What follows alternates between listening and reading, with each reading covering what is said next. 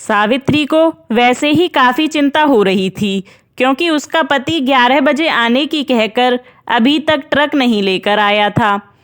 उसका पति सुखवंत ट्रक चलाता था।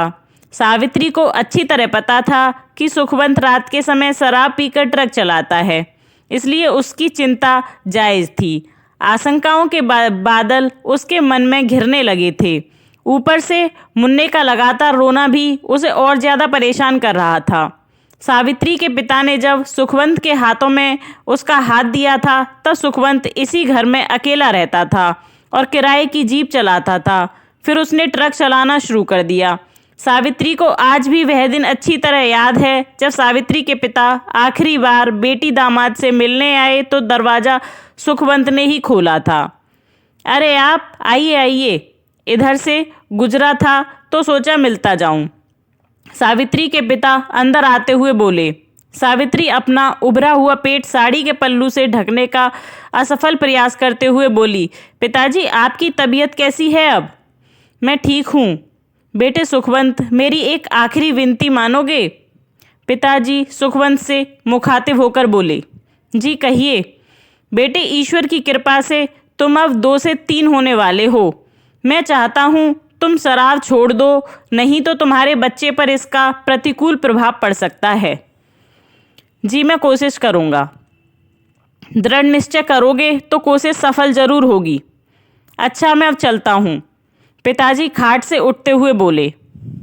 मैं वचन देता हूँ कि अपने बच्चे को अच्छे संस्कार देने के लिए शराब को अब कभी हाथ नहीं लगाऊंगा, सुखवंत पिताजी के साथ बाहर आते हुए बोला। दरवाजे की सांकर जोर से बजी। सावित्री की तंद्रा भंग हुई, निंद्रा भंग हुई और वह अतीत से बाहर आई।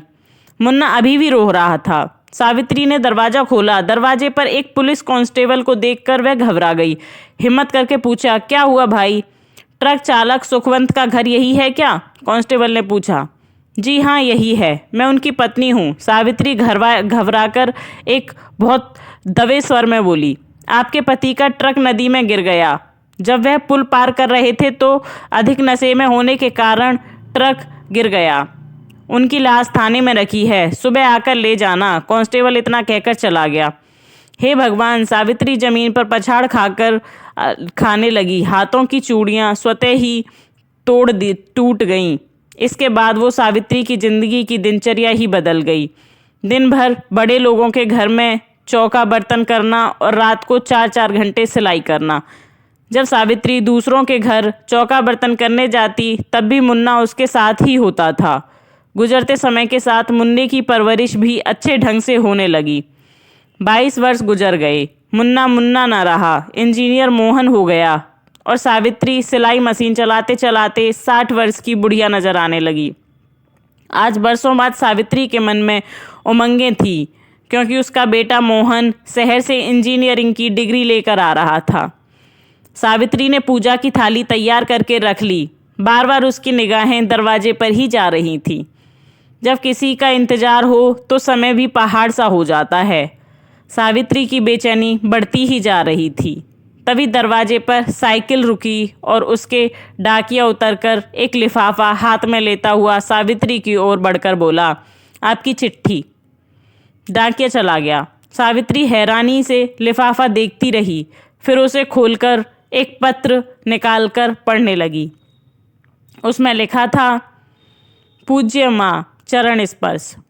मेरा आना अभी नहीं हो सका, इसके लिए मैं शर्मिंदा हूँ। मुझे शहर के एक बहुत बड़े बिल्डर के यहाँ अच्छी नौकरी मिल गई है, साथ ही रहने के लिए फ्लैट और कार भी। मैं इससे ज़्यादा तुम्हें यह जानकर खुशी होगी कि उनकी लड़की से मेरी मंगनी हो गई है और 10 दिन बाद शहर के एक शानदार होटल में हमारी शादी है। मैं बाद में तुम्हारी बहू के साथ तुमसे मिलने ज़रूर आऊँगा। कब आऊँगा यह पत्र द्वारा सूचित कर दूँगा। अपना ख्याल रखना, तुम्हारा बेटा मोहन। पूरा पत्र पढ़कर सावित्री के चेहरे पर एक रंग आया और चला गया। फिर वह जोरों से हंसने लगी। तब तक हंसती रही जब तक फूटकर रोना नहीं आ गया। कई दिन बीतने पर सावित्री को जब आत्मबोध हुआ तो उसे लगा सब कुछ व्यर्थ है। अब उसके फर्ज पूरे हुए, उसे चलना चाहिए। 5 वर्ष बीत गए, मगर कोई यह नहीं जान पाया कि सावित्री अपना घर यूं लावारिस छोड़कर कहाँ चली गई। मोहन की शादी को 5 वर्ष बीतने पर भी वह संतान का मुख नहीं देख पाया। डॉक्टर ने भी उसकी पत्नी मनोरमा को बांझ साबित कर दिया था। मगर एक दिन मनोरमा को पता चला कि काशी में गंगा किनारे एक आश्रम में एक साध्वी हैं जिनका आशीर्वाद ही चमत्कार है। उनसे मोहन से दर्शन की जिद करने लगी। मोहन को मजबूर होकर मनोरमा को काशी लेकर जाना पड़ा। काशी जाकर जब मोहन मनोरमा के साथ उस साध्वी के आश्रम में पहुंचा तो उन्हें पता चला कि साध्वी अपने विशेष पूजा ध्यान के कक्ष में हैं। तब तक मनोरमा ने इंतजार करना उचित समझा, लेकिन मोहन समय की बर्बादी बेकार समझ मनोरमा के साथ सीधा साध्वी के विशेष पूजा कक्ष में पहुंच गया। वहाँ साध्वी दरवाजे की ओर से पीठ फेरे ध्यान मग्न बैठी थी। मोहन वहीं कक्ष में एक तरफ बिछे कालीन पर बैठ गया। मनोरमा घुटनों के बल वहीं जमीन पर बैठकर अपना आंचल फैलाकर फर्राए स्वर में बोली, माई, मेरी शादी को 5 वर्ष हो गए मगर संतान नसीब नहीं हुई। दुनिया बांझ कहती है। मैं आपके पास बड़ी उम्मीद लेकर आई हूँ। अपने आशीर्वाद से मुझे ममता का वरदान दे दो माई। क्या करोगी बेटी ममता का वरदान लेकर? यह संतान बड़ी निर्मोही होती है। साध्वी का डूबा सा स्वर उभरा। मोहन इस आवाज़ पर थोड़ा पहले तो चौंका मगर फिर सामान्य हो गया। ऐसा मत कहो माई, बड़े भरोसे से के साथ आई हूँ आपके पास। मनोरमा गिड़गिड़ाई। पति के पापों का कुछ तो प्रायश्चित देना ही होगा पुत्री। तुम संतान का सुख नहीं देख सकोगी। साध्वी की वही डूबी हुई आवाज़ उभरी। ऐसा श्राप मत दो माई, मेरे पति निष्पाप हैं। मनोरमा के इतना कहते ही साध्वी ने अपना चेहरा घुमाया और ठीक मनोरमा के सामने मुख करके बैठ गई। उसके चेहरे पर नज़र पड़ते ही मोहन मुंह से यकायक निकला, माँ तुम? माँ, यह क्या कह रहे हैं आप? आप तो कहते थे कि आप अनाथ हैं। आपके माता पिता एक दुर्घटना का शिकार हो गए। आपने मुझसे ऐसा क्यों कहा? मनोरमा ने मोहन से कहा तो उसकी नज़र झुकती चली गई।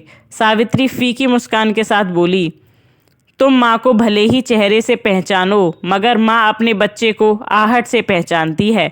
मैंने तुम्हें शहर में रहकर अच्छे से अच्छी शिक्षा पाने का अवसर दिया मगर अफसोस तुम संस्कार याद नहीं रख सके। मैंने तुम्हारी 3 माह की उम्र से ही तुम्हें अकेले पाला और पिता की कमी महसूस न होने दी। अपने सारे फ़र्ज पूरे किए मगर तुम अपने फ़र्ज भूल गए। मैं यह सोचकर गर्व करती थी कि आपने अपनी अकेले की मेहनत से अपनी मंजिल पाई मगर आज मुझे आपकी पत्नी होने पर शर्म महसूस हो रही है।